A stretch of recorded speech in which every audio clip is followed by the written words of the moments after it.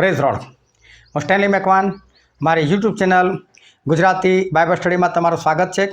મારી ચેનલને આજે અત્યારે આગળ તમે સબસ્ક્રાઈબ કરી લો અને ઈશ્વરના જ્ઞાનમાં તમે વધતા જાઓ. જો કદાચ કોઈ માણસ હોય અને એનું ઘર વેચવા માટે કાઢે, સમજો કે એણે પોતાનું ઘર વેચવા માટે કાઢ્યું છે 10 લાખ રૂપિયામાં. હવે 10 લાખ રૂપિયામાં વેચવા કાઢ્યું છે, પણ હજુ સુધી કિંમત નક્કી નથી થઈ, એટલે કે એણે જાહેર નથી કરી. પરંતુ તમે ટીવીમાં કે કોઈકના મુખ દ્વારા કે પછી તમે OLX પર કે ગમે તે રીતે તમે એડવર્ટાઇઝ જોઈ કે ફલાણી જગ્યા પર ફલાણા વ્યક્તિનું ઘર વેચવાનું છે. હવે તમને ઘરની જરૂરિયાત છે, તમે શોધી રહ્યા છો, એ તમે છે ને જોવા જશો.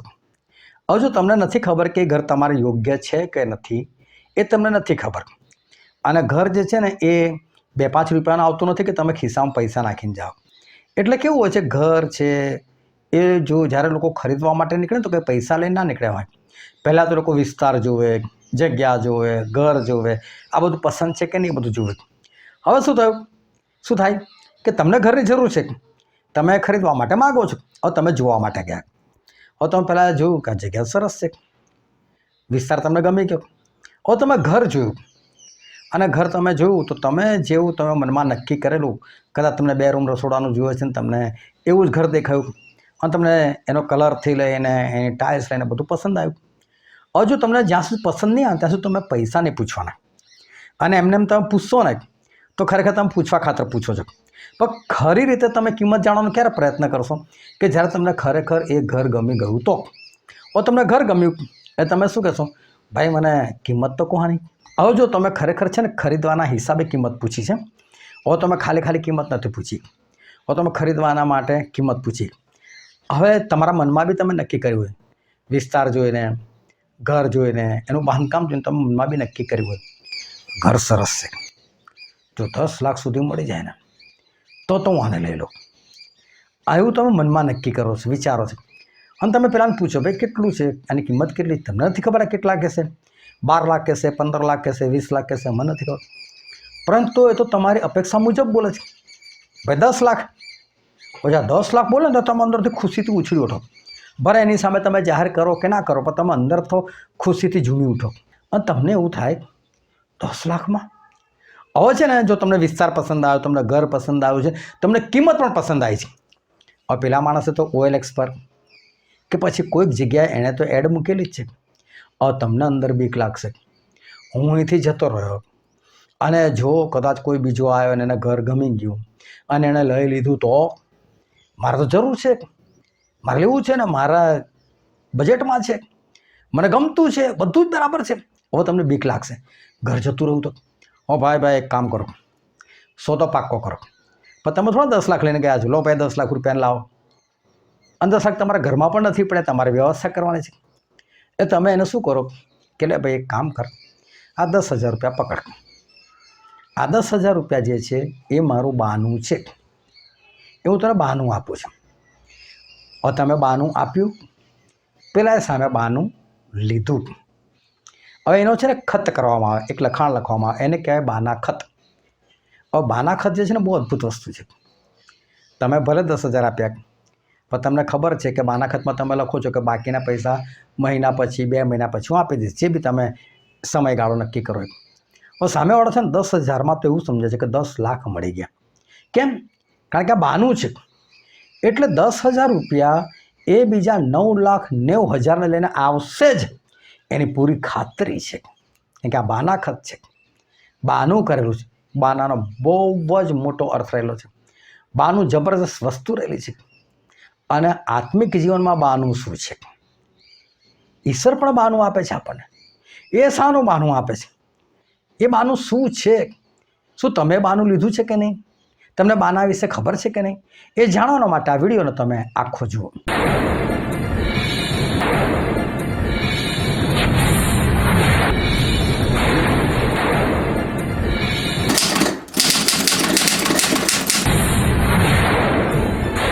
આજે છે તારીખ 27 ડિસેમ્બર 2025ની સાલ, અને રોજ વોટ્સએપ પર 10 સવાલ પૂછવામાં આવે છે, એનો આ વિડીયો છે.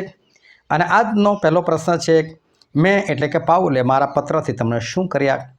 અને એ શબ્દ હતો ખિન્ન કર્યા.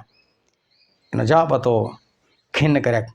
હવે તમે કરંથીના પત્રનો તમે અભ્યાસ કરો અને જો પહેલો કરંથી એનો પહેલો પત્ર મતલબ પહેલો પત્ર તો વાંચું ને તો પાવર પર જબરદસ્ત ગુસ્સામાં છે અને લોકોને બહુ બોલે છે, ખખડાઈ નાખે છે. તમારામાં વ્યભિચાર છે, તમારામાં એકતા નથી, તમારામાં મતભેદ છે, તમારામાં મનભેદ છે, તમારામાં ઈર્ષા છે, તમારામાં કજ્જા કંકાસ છે, તમે સાંસારિક છો, તમે આત્મિક નથી, સોટી લઈને આવો તમારી પાસે. બહુ બધું બોલે છે. અને કે આવા દુષ્ટને તમે કેમ રાખી મૂક્યો છે, કાઢી મૂકો એને, કહે છે નીકળો અહીંથી એને. તમે કહે છે કે એકબીજા પર કહે છે કેસ કરો છો, અધર્મી ન્યાયાધીશો પાસે જાઓ છો, તો પોતે કામ નથી કરી શકતા, સમાધાન નથી કરી શકતા અંદર અંદર.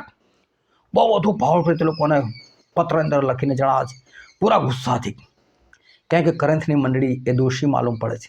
દાન આપવા લેવાથી લઈને દરેક બાબતમાં લોકો દોષી માલુમ પડે છે. અને પાઉલ ભયંકર શબ્દોમાં ખખડાવે છે અને ત્યાં સુધી કહી નાખે તમારી પાસે આવું કે લાકડી લઈને આવું, મારું તમને બધાને. પાઉલ જબરદસ્ત ગુસ્સો. આ લોકો છે ને આ બધું વાંચે છે, બહુ દુઃખી થાય છે. કેમ કે ગમે તેમ તો આ લોકો બધા વિશ્વાસીય લોકો હતા, પસ્તાવ કરેલ લોકો હતા, બાપ્તિસ્મા પામેલ લોકો હતા, પવિત્ર આત્મા પામેલ વ્યક્તિ હતા, અને ત્યાર પછી ભટકેલા. અમે અમારા સેવકને આટલા બધા દુઃખી કર્યા, અમારા સેવકો અમારાથી કંટાળી ગયા, દુઃખી થઈ ગયા, અને આ લોકો બહુ દુઃખી થઈ ગયા. અમે આવું વર્તન કર્યું, અમે આવું વર્તન કર્યું. અને એટલે પૈસાના લોકો બધા એ પસ્તાવો કરે છે, ફરી પાછા નવેસરથી ઈશ્વરને જીવન સોંપે છે, પાપોની માફી મેળવે છે, ફરીવાર પવિત્ર આત્માથી ભરપૂર થાય છે. અને પાવલ પ્રત્યે લોકોનું જીવન જોઈને બહુ ખુશ થઈએ છે. પાવલ પ્રત્યે કહે છે કે તમે દુઃખી થયા ને બહુ સારું થયું કહે છે, પણ એ દુઃખે તમને બચાવ્યા તો ખરા કહે છે. તમે ફરી પાછા લાઈનમાં તો આવી ગયા કહે છે. હું તમને પણ કહું છું, કોઈ સેવકને ના દુઃખી કરશો. જે સેવક તમને જે શીખવાડે છે ને બહુ પ્રેમથી શીખવાડે છે, અને જ્યારે તમે એ પ્રમાણે નથી ચાલતા ને ત્યારે સેવકનો ગુસ્સો પણ આવે છે. પોતા આ ગુસ્સો એટલે કંઈ ગુસ્સો નથી હોતો, એની પાછળ સેવકનું દુઃખ હોય છે. કેમ કે સેવકે તમારી પાછળ મહેનત કરે છે, તમે એ પ્રમાણે ના ચાલો ત્યારે સેવકને કેવું થાય, તમે તમારા છોકરાને કશું શીખવાડતા નથી. આમ તો સ્કૂલમાં નપાસ થાય તો કેવો ગુસ્સો થયો, ખબર નહીં પડતી. તો શું તમને નફરત થઈ ગઈ, તમે એને મારી નાખો છો, ઘરની બહાર કાઢી મૂકો છો? ના, તમે ગુસ્સે થાવ છો એની પાસે તમારો પ્રેમ રહેલો છે કે હું તારા માટે ખર્ચો કરું, તને સારી સ્કૂલમાં મૂક્યો, તને ભણવા ગણવાની વ્યવસ્થા પૂરી પાડી, અને તું છતાં પાસ થયો.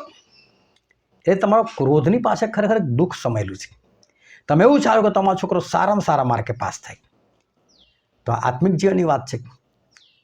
તો એક સેવક એ દુઃખી થાય છે, ક્રોધથી બોલે છે ખરો, પણ એ ખરેખર ક્રોધ નથી, એનું દુઃખ છે. પછીના આજનો બીજો પ્રશ્ન છે, સમાધાન પ્રગટ કરવાની સેવા કોણે સોંપી છે?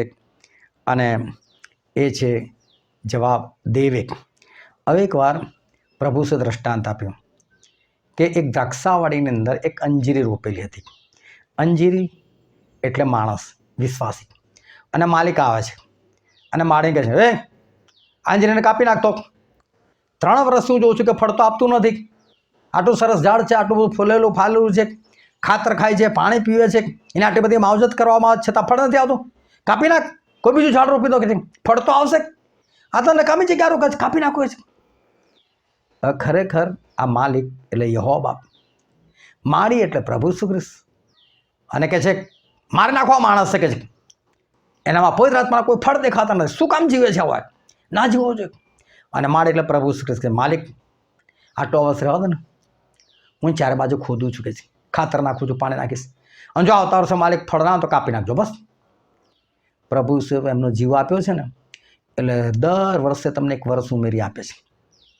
લે બેટા જીવ, હું તારી પાસે સેવકને મોકલું છું, તારી પાસે ફલાણું કરાવું, ટીકણું કરું, પણ હવે ફળ આપજે ભાઈ, નહીં તો તને કાપી કાઢવામાં આવશે. ક્યાં સુધી તને બચાવીશ? પ્રભુ સારી રીતે બચાવતા જાય છે. પરંતુ પ્રભુ શું એ તો આપણું સમાધાન ઈચ્છે છે કે આપણું અને ઈશ્વરનું સમાધાન થાય, આપણું અને યહોવા બાપનું સમાધાન થાય.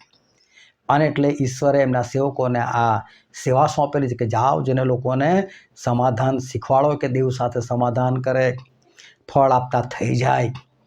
એમ બાઇબલનું વચન આપણને શીખવાડવા માગે છે. પછીનો આજનો ત્રીજો પ્રશ્ન છે, માંડવારૂપી ઘર ક્યાંનું છે? અને એ છે પૃથ્વી પરનું. માંડવારૂપી ઘર એટલે ખરેખર આપણું શરીર છે ને એની વાત કરે છે. જો કોઈનો લગ્ન પ્રસંગ હોય, મરણ પ્રસંગ હોય, બર્થડે હોય, મેરેજ એનિવર્સરી હોય, તો ત્યાં એક મંડપ બાંધવામાં આવે. જે લોકો જોરશોરથી આ બધું ઉજવે છે ને એના માટે કહું છું. એ લોકો મંડપ બાંધે. આ માંડવો છે ને કપડાનો હોય, આ ટેમ્પરરી હોય, 1 દિવસ માટે 2 દિવસ માટે, બસ એનાથી વધારે ના હોય. બની શકે કોઈની પાસે વધારે પૈસા 4 દિવસ રાખે, પણ માંડવો કદી મહિનાનું ના હોય, એને ઉખાડી નાખવામાં આવે. તો આ શરીરને માંડવા સાથે સરખાવવામાં આવ્યું છે. કેમ? બહુ તો 70-80 વર્ષ પછી આ માંડવો પડવાનો, આ શરીર ખલાસ થવાનું. પરંતુ ઈશ્વરે સનાતન ઘર સ્વર્ગમાં આપણા માટે એ રાખી મૂકેલું છે. તો કે માંડવા રૂપી ઘર કયું? તો કે આ પૃથ્વી પરનું. પણ તમે છે ને માણસો કેવું કરે છે, સાહેબ મારા માટે પ્રાર્થના કરો ને મને પરમનન્ટ જોબ મળે. મને ઘણી વખત પૂછવાનું મન થાય, તું પરમનન્ટ છે ભાઈ? ગાડી તું રહેવાનું પરમનન્ટ કે તારે પરમનન્ટ જોબ જોઈએ? ચાલ મેલ પણ જે તને મળે છે આમાં કમાઈ ખા, ઈશ્વર તારું ગુજરાન કરશે, પણ ઈશ્વરમાં રહે તો સારું છે.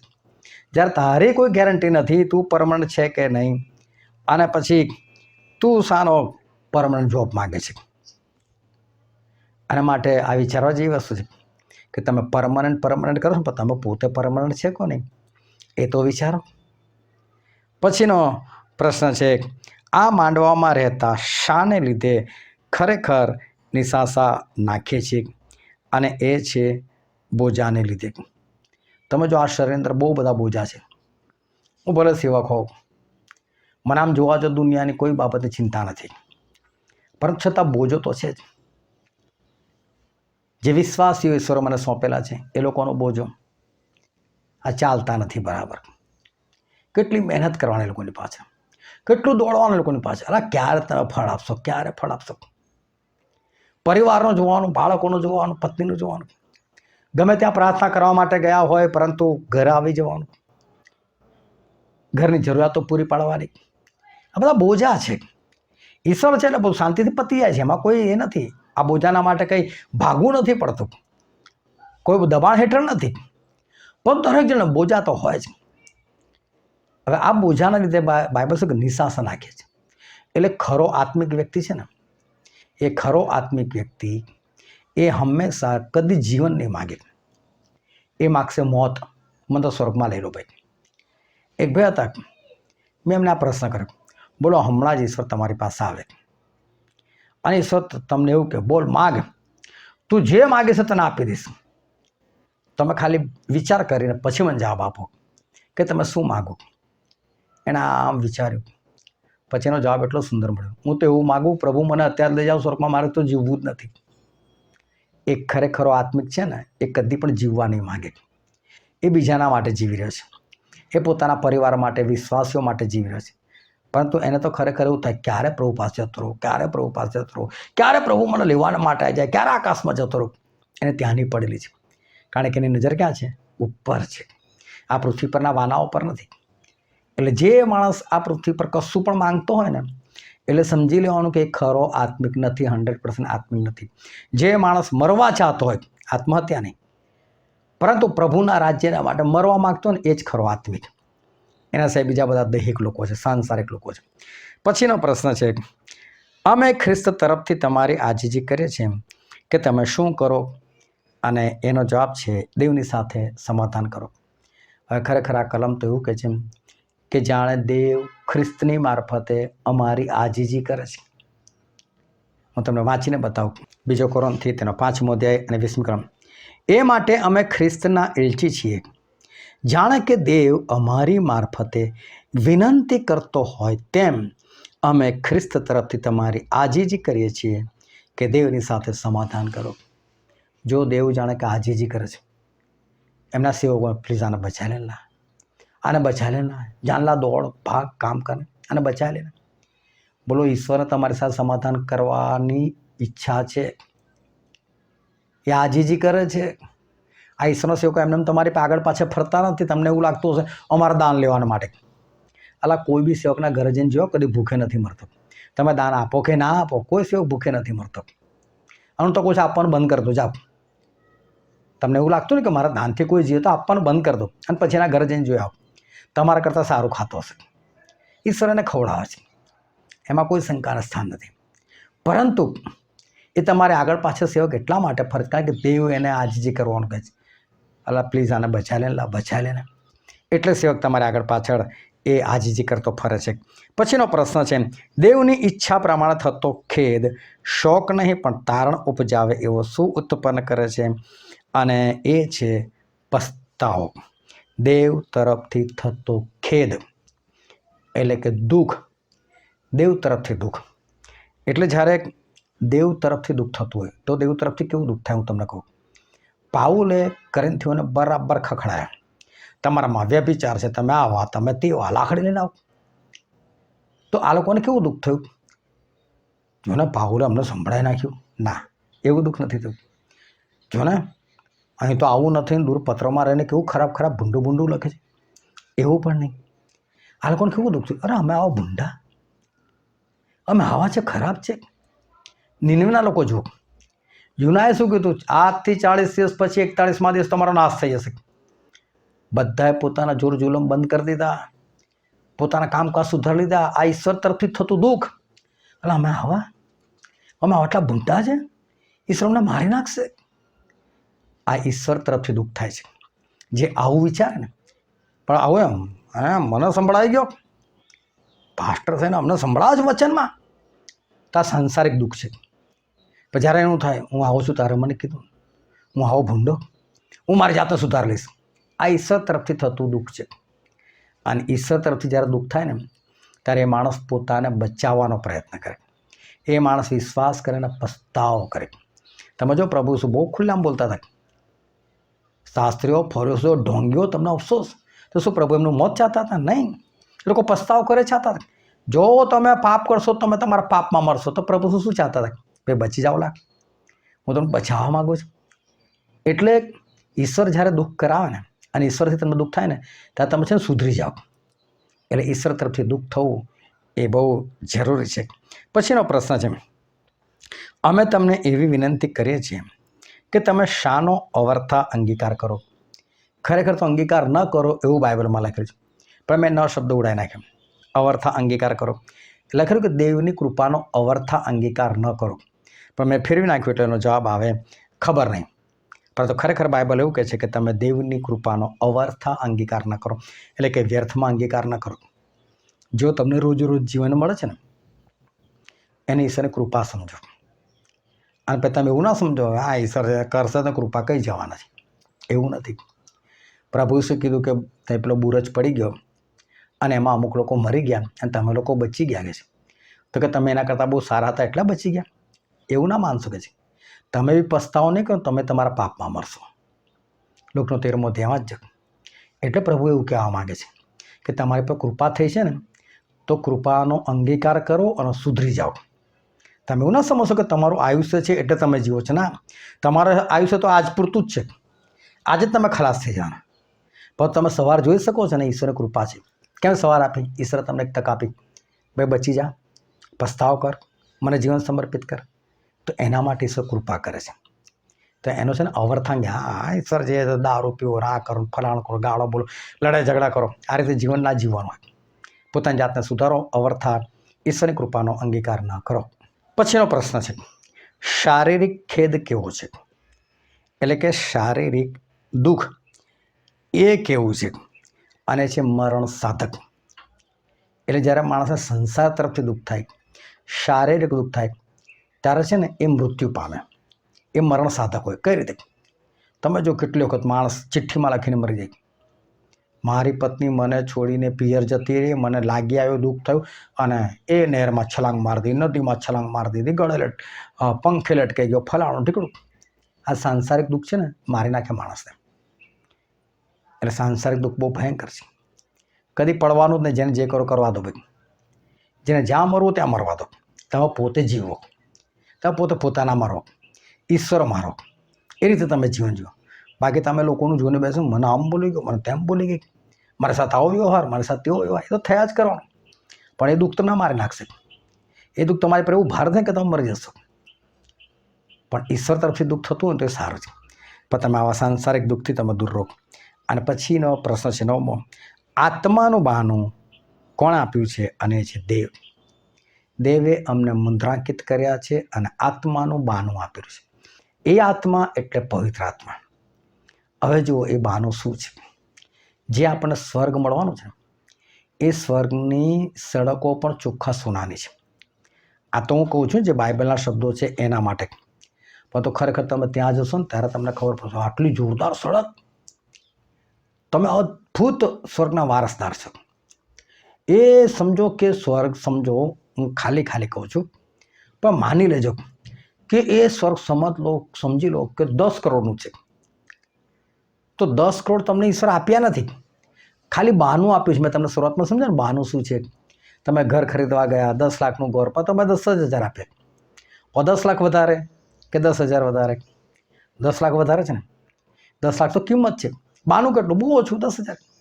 એ તો પવિત્ર આત્મા તમને બહાના રૂપે આપવામાં આવે છે. આ પવિત્ર આત્મામાં તમે આનંદ કરો છો, અન્ય ભાષા મળે છે અને સાજાપણાનું કૃપાદાન મળે, ફલાણું ઢીકણું, તમે આમાં ખુશ થાવ છો. સારી વાત છે, થવું જોઈએ કે બહાનું બી જોરદાર છે. પણ તમે વિચાર કરો બહાનું આવું છે, સ્વર્ગ કેવું હશે, કેટલું જોરદાર હશે. એ મેળવવાના માટે તમને જે બહાનું છે ને એ પવિત્ર આત્મા છે. હવે તમે વિચાર કરો કે તમે 10,000 બહાનું આપ્યા વગર આવ્યા, તો પછી એ ઘર બીજાને વેચાઈ જાય કે નહીં? તમારું ઘર રહે, બીજાને મળી શકે છે ને. પણ બહાનું આપીને આવો તો એના પછી બીજો જણે કહે ને ભાઈ 20 લાખ તો બી નહીં, મેં બહાનું લઈ લીધેલું છે, કાયદેસરની કાર્યવાહી થઈ ગઈ છે, હવે સવાલ જ નહીં. એનું બહાનું આપીને તમારી પાસે 20 લાખ ના લઈ શકું, વાર્તા ખલાસ. તો બહાનું છે ને એ હોવું જોઈએ. જો તમારી પાસે પવિત્ર આત્માનું બહાનું નથી તો તમે સ્વર્ગ રાજ્યના વારસદાર પણ નથી. અને માટે બહાનું પ્રાપ્ત કરો. ના પ્રાપ્ત થયું હોય તો તમે પ્રેરિતને શોધી કાઢો, કારણ કે પ્રેરિતના હાથ મૂકવાથી પવિત્ર આત્મા મળે છે. પ્રેરિતને શોધો તો તમને બહાનું મળશે, બહાનું મળશે તો તમે સ્વર્ગ રાજ્યના વારસદાર બનશો. અને પછીનો પ્રશ્ન છે 10મો અને છેલ્લો, શામાં વાસો કરીએ ત્યાં સુધી અમે પ્રભુથી વિયોગી છે? અને એ છે શરીરમાં. જો ઈશ્વરને મળવું હોય ને તો શરીર છોડવું પડે. પણ જેટલા બી સાંસારિક લોકો, અડધા પડધા વિશ્વાસી, અડધા પડધા આત્મિક લોકો, એ લોકોને શરીર છોડવાનું જ નહીં ગમતું. સેજ તાવ આવે, ઓ મને તાવ આવે, મને તાવ, પ્રાર્થના કરો, મારે મરવું નહીં, મને દવાખાને લઈ જાઓ, ફલાણું ઢેકણું. અલા ભાઈ, મરને તો સ્વર્ગમાં જવાય, ઈશ્વર પાસે જવાય. તું જ્યાં સુધી શરીરમાં છે ત્યાં સુધી તું ઈશ્વરને નહીં મળી શકે. ઈશ્વરને મળવું હોય ત્યારે આપણે મરવું જ પડે, આ શરીર છોડવું પડે. જીવવાનું છે. ઈશ્વર જ્યાં સુધી જીવાડે ત્યાં સુધી જીવો, આત્મહત્યા નથી કરવાની. એ પાછું ભૂંડું પાપ છે. પરંતુ જ્યાં સુધી તમે શરીરમાં છો ને ત્યાં સુધી તમે સ્વર્ગમાં પણ નહીં જઈ શકો. એટલે પાવર પર છે ને નિશાસા નાખતા, ક્યારે મરું ને ક્યારે સ્વર્ગમાં જવું, ક્યારે મરું ને ક્યારે સ્વર્ગમાં જવું. એ બહુ જરૂર છે. આપણું મરણ થાય ને આપણે સ્વર્ગમાં જઈએ એની આશા આપણે રાખીએ. જીવવાની આશા ના રાખો, કારણ કે જીવવાનું તો છે જ, પણ એ બોજાના લીધે જીવવાનું છે. એના કરતાં ગમે ત્યારે મરવાનું થાય ઈશ્વરના માટે. એમ રોડ અકસ્માતમાં કે ફાલતુગીરીમાં નથી મરવાનું. ઈશ્વરના મહિમાને માટે મરવાનું છે, કે જેથી કરીને આપણે સ્વર્ગ પ્રાપ્ત થાય. જ્યાં સુધી શરીરમાં છે ત્યાં સુધી ઈશ્વરથી તમે દૂર છો. શરીરની બહાર નીકળો કે જેથી કરીને ઈશ્વરને તમે પ્રાપ્ત કરી શકો. તો આ રીતે રોજ 10 સવાલ પૂછવામાં આવે છે અને તમે એમાં ભાગ લો છો તો બહુ સારું છે. નથી તમે ભાગ લેતા તમે એમાં જોડી શકો છો. ઈશ્વર તમને આશીર્વાદ આપે. આમેન.